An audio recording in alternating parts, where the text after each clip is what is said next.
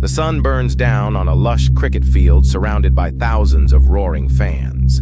A black helicopter lands in the center of the stadium. Out steps a tall man in a crisp suit, waving to the crowd like a head of state. In his hand, a golden cricket trophy. Behind him, a suitcase rumored to hold millions. That man was Allen Stanford, and that moment was the peak of the illusion. But behind the applause, behind the bright lights and luxury jets, was a lie so big, so elaborate it fooled governments, banks, and even Wall Street for over a decade.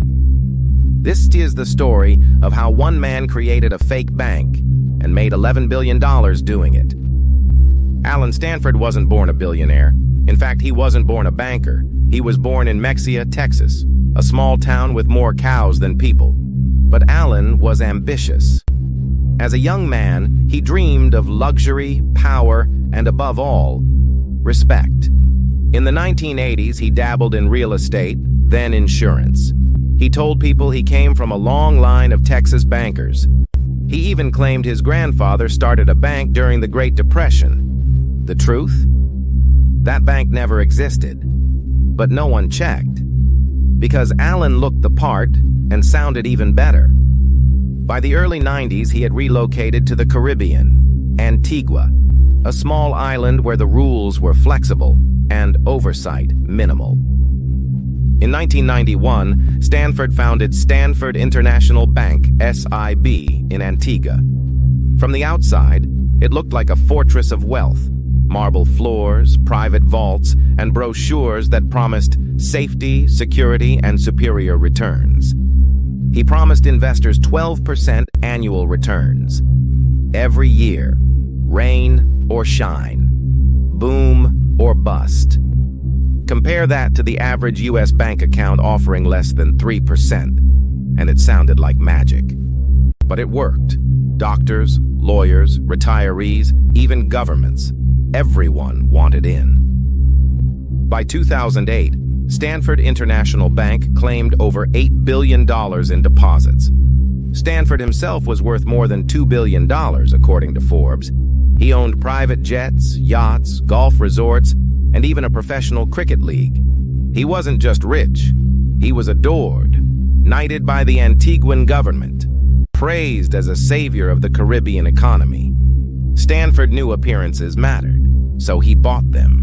He sponsored cricket tournaments across the Caribbean and the UK. He donated to hospitals and schools. He courted politicians, posed for photos with senators, and shook hands with presidents.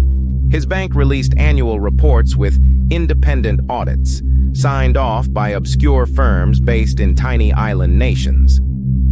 If you look rich, act rich, and give just enough away, people stop asking questions. And for nearly 2 decades, no one did. Underneath the luxury, there was no real bank.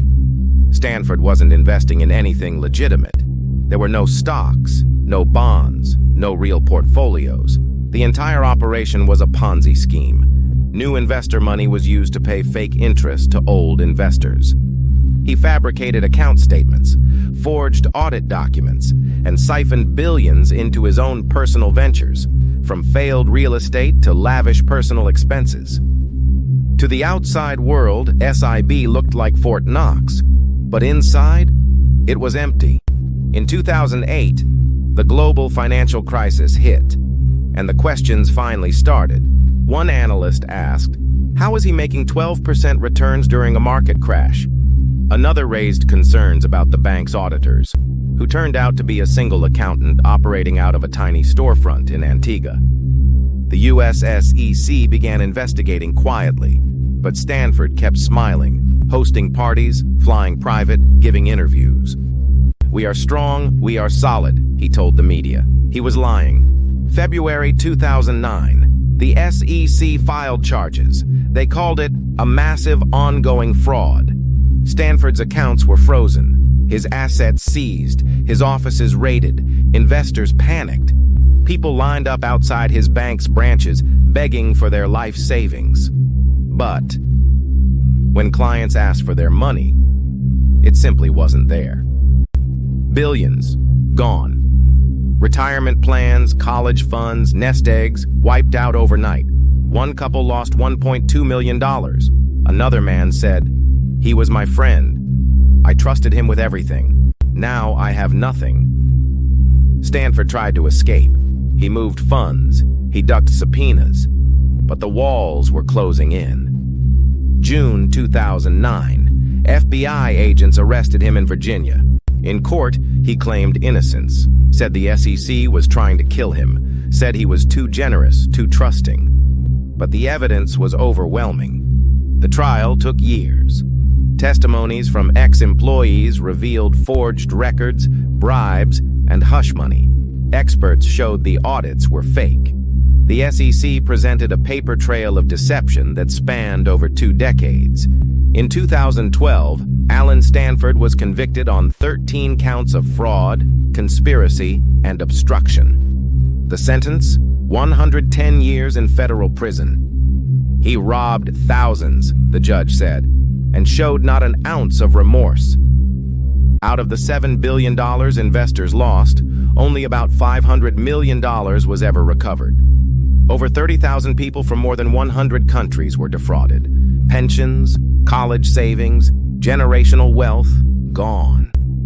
Stanford's knighthood was revoked. His empire crumbled, and the Antiguan economy was left in chaos. The case exposed deep flaws in offshore banking and regulatory oversight, and served as a chilling reminder. If it sounds too good to be true, it probably is. From a dusty Texas town to Caribbean palaces, from fake trophies to federal prison.